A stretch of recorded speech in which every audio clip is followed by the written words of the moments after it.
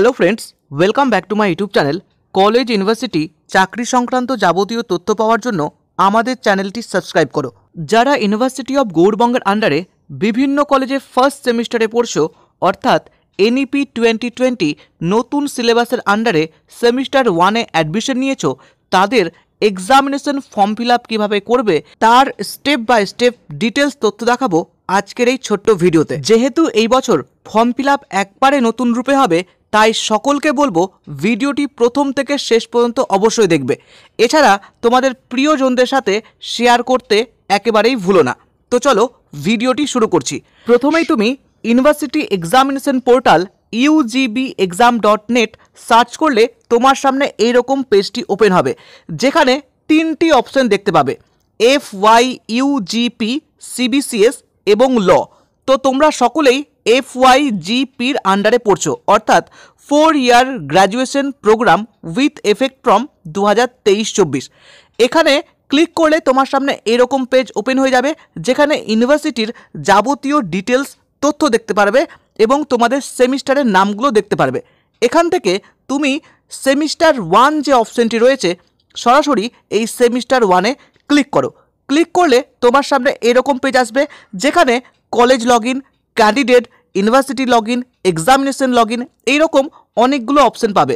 কিন্তু তুমি যেহেতু ক্যান্ডিডেট, তাই তুমি সরাসরি ক্যান্ডিডেট অপশনটিতে ক্লিক করো। এইখানে ক্লিক করলে তোমার সামনে এইরকম পেজ আসবে, যেখানে দেখতে পাচ্ছ ফর্ম সাবমিশন অপশন লেখা রয়েছে। এছাড়া তোমার যখন অ্যাডমিট কার্ড অথবা গ্রেড শিট পাবলিশ হবে, অন্যান্য অপশনগুলো দেখতে পাবে। এখন ফর্ম সাবমিশন, তাই ফর্ম সাবমিশনে ক্লিক করো। ক্লিক করলে তোমার সামনে এরকম পেজ আসবে, যেখানে তোমার রেজিস্ট্রেশন নাম্বার এবং নামের 3টে ফার্স্ট ক্যারেক্টার টাইপ করতে বলছে। তুমি ইউনিভার্সিটির রেজিস্ট্রেশন নাম্বার তোমার কলেজ থেকে পেয়ে যাবে, অর্থাৎ তুমি তোমার কলেজে যোগাযোগ করো অথবা রেজিস্ট্রেশন সার্টিফিকেট দিলে সেখানেই নাম্বারটা দেওয়া রয়েছে। সেই রেজিস্ট্রেশন নাম্বার এবং নামের 3টে ফার্স্ট লেটার দিয়ে কন্টিনিউয়ে ক্লিক করলে তোমার সামনে একটি পেজ আসবে, যেখানে তোমার নাম এবং তোমার সেমিস্টারের নাম লেখা থাকবে।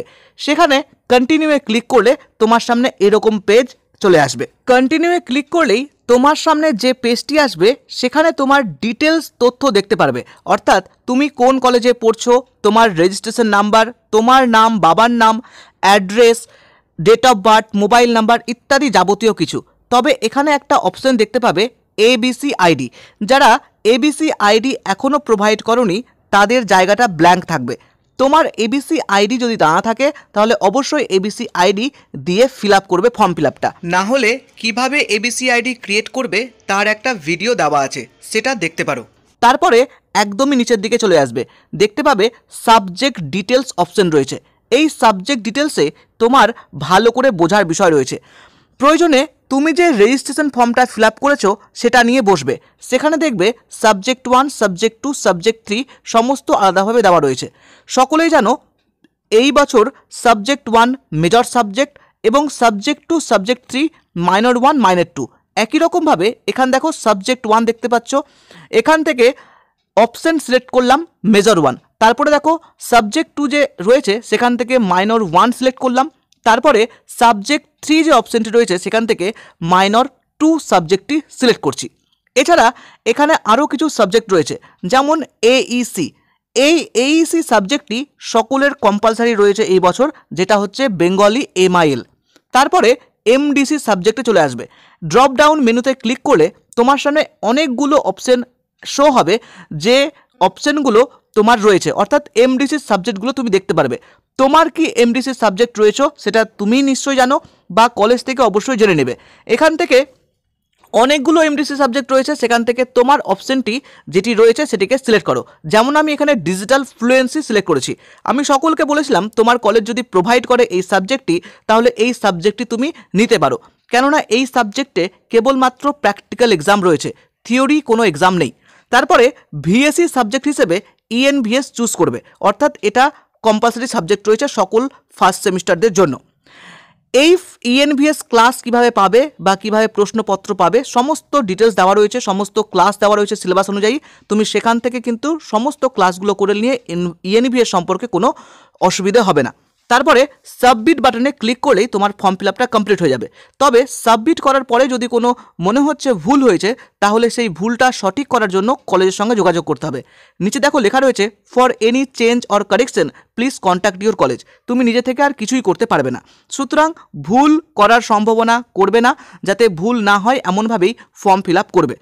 ফর্ম ফিল আপ করার পরে সাবমিট করার পরে তোমার কাছে একটা কপি আসবে, সেই কপিটি অবশ্যই কলেজে জমা দিতে হবে।